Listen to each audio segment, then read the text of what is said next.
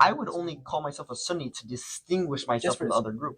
But me saying I'm a Muslim already implies I'm Sunni. Because what does Sunni mean? It means you follow the Sunnah.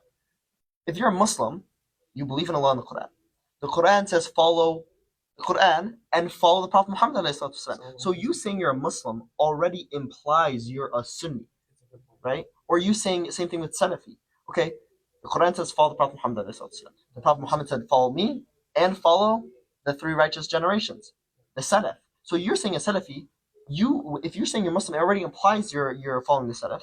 You don't need to say I'm a Salafi Muslim. I understand if you're saying it to distinguish yourselves from other groups, that makes sense. Right. But me saying I'm a Sunni Muslim, it's like saying I'm a basketball NBA player, Yeah, like chai tea. right? Yeah. Me saying I'm an NBA player already implies I play basketball. Me saying I'm a Muslim already implies I'm Sunni, that I follow the Salaf. That's why it's like someone is like, you're Sunni Shia. I'm like, I'm a Muslim. And what does that entail? It does entail following